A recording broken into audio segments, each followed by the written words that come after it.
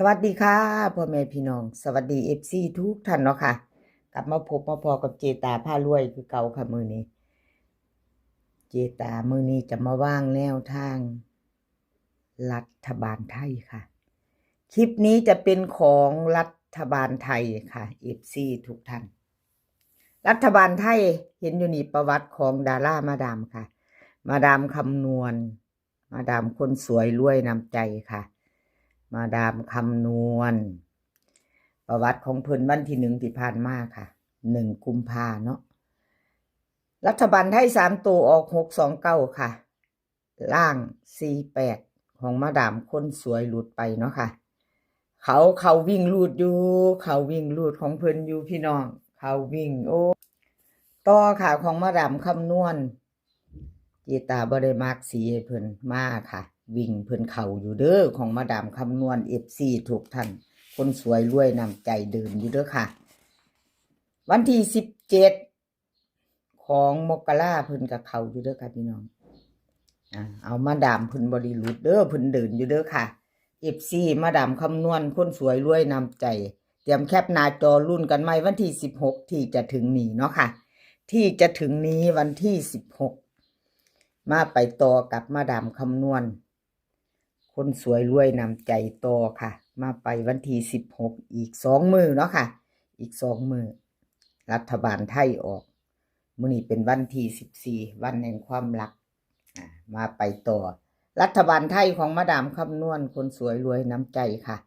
เพิ่นให้มาวิ่งบนล่างค่ะ0กับ8 2ตัว6หางค่ะ80 83 84 09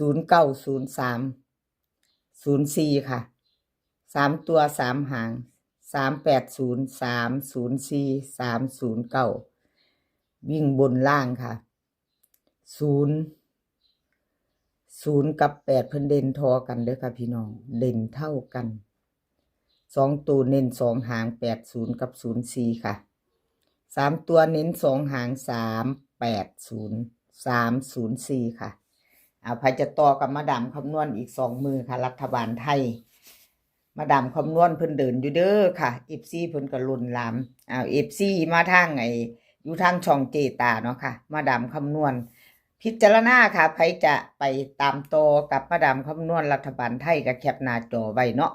เอาไปหยิบจับลอตเตอรี่กันไว้ไปลุ้นกันต่อค่ะกับมาดามคำนวณวิ่งลูดเพิ่นก็ยังเดินยังเข่าอยู่แคปหน้าจอเอาไปไว้พิจารณาเนาะค่ะพี่น้องมาไปต่อค่ะไปต่อเป็นของใครช่อเชิดชัยหนุ่มน้อยหน้ามนคนรูปหล่อของช่อเชิดชัยค่ะวันที่10วันที่1เนาะวันที่1ที่ผ่านมารัฐบาลไทย6293ตัวบน48ล่างค่ะของคนรูปหล่อกันลดไปเนาะช่อเชิดชัยลุด2งวดติดค่ะวันที่ให้เบิ่งเดือนก่อนพร้อมเนาะเดือนก่อนวันที่17มกราเดี๋ยวเราก็1กุมภาประวัติเพิ่นแล้วก็มาหา16กุมภาเนาะค่ะ16กุมภาที่จะถึงนี้ค่ะ FC ช่อเฉดชัยเตรียมแคปหน้าจอใครจะไปต่อไปลุ้นน้ำเพิ่นเนาะค่ะช่อเฉดชัยของรัฐบาลไทยวันที่16วิ่งบนล่างค่ะเพิ่นให้มา8กับ9 8บน9ล่างเด้อค่ะเพิ่นแยกมาอยู่8บน9ล่าง18587878เลข2ตัว195979ค่ะบนเป็นบนล่างเป็นล่างเด้อค่ะ3ตัว287 319 379ค่ะเด่นเพิ่นให้มาล่างวงกลมให้ตัวเดียวค่ะล่าง9เอาเน้น3ตัว3หาง197978 3ตัวเน้นทั้ง3หางเด้อค่ะวงกลมให้ทั้ง3หาง287 319 379ค่ะช่อเชิดชัยใครจะต่อกับเพิ่นก็แคปหน้าจอไว้ค่ะรัฐบาลไทยกับขอบคุญขอบคุณ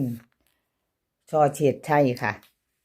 ที่ให้แนวทางมาบ้างทางช่องของเจตาเนาะแล้วก็มาดามคำนวณค่ะกับขอบคุญขอบคุณหลายๆที่ให้แนวทางมาให้แนวทางมา ด้วยดีเสมอมาเนาะค่ะให้มาตลอดกับขอบุญขอบคุณเป็นอย่างสูงค่ะมาดามคำนวณเลขมีที่มาค่ะมาไปโตวันที่1ที่ผ่านมาค่ะรัฐบาลไทย3ตัวบนออก629 3ตัวบน48ล่างวิ่งหลุด2ตัวหลุดค่ะ3ตัวเจตาเป็นกำลังใจให้ค่ะบ่เป็นยังหลุดแล้วก็ไม่เป็นไรของเพิ่นเข้าวันที่17นี่วิ่งหลุดทั้ง2ตัวเด้อค่ะเลขมีที่มา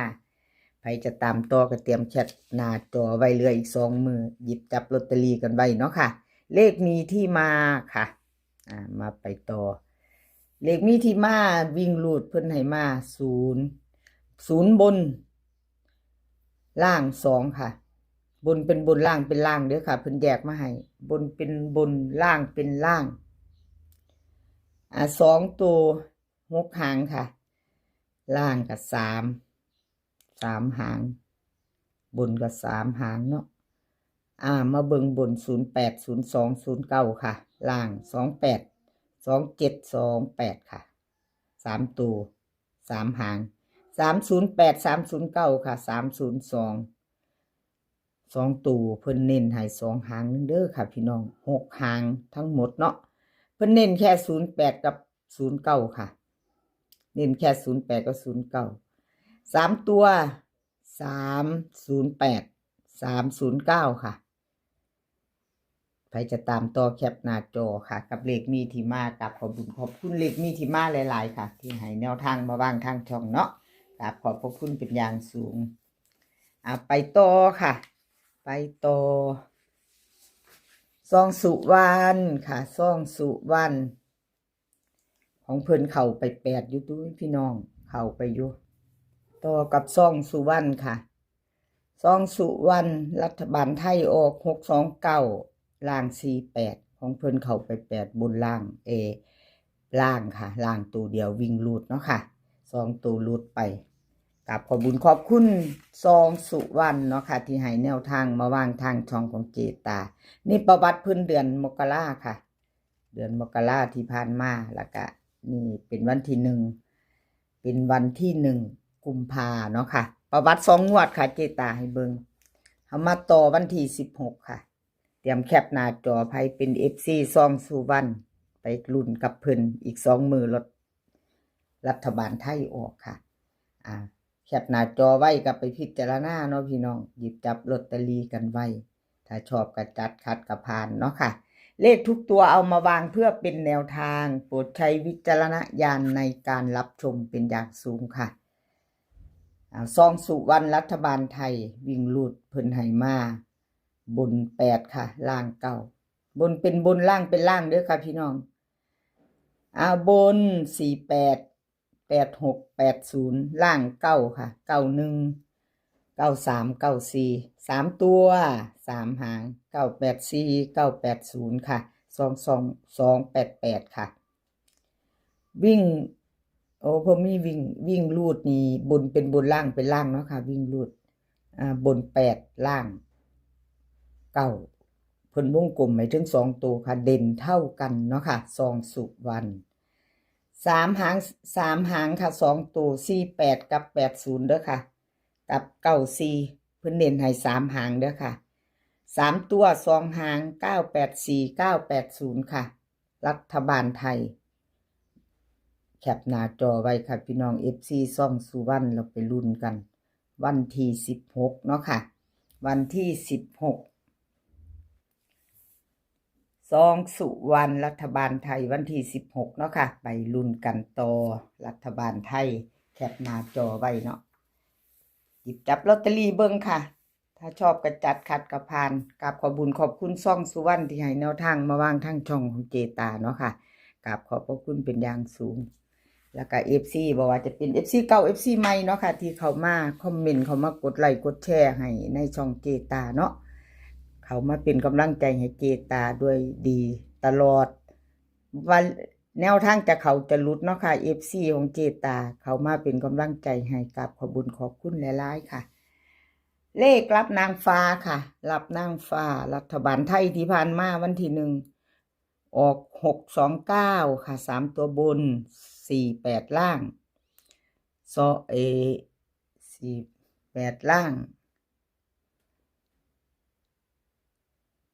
หลุดไปเนาะค่ะวิ่งหลุดไม่เดินไม่เข้าหลุดไป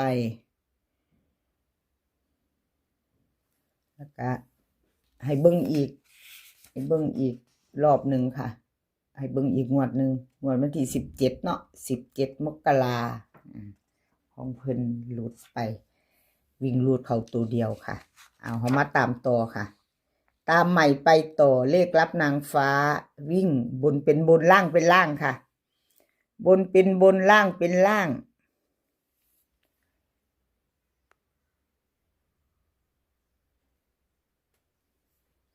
บนเป็นบนล่างเป็นล่าง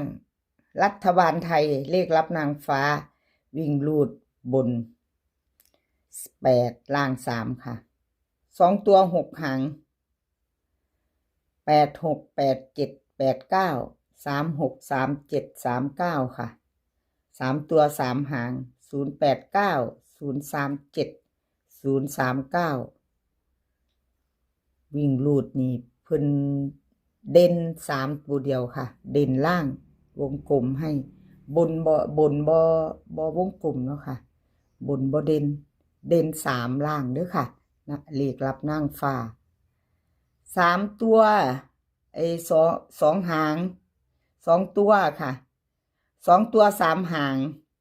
ขอโทษขออภัยค่ะเว้าผิด2ตัว3หางค่ะเพิ่นเน้น37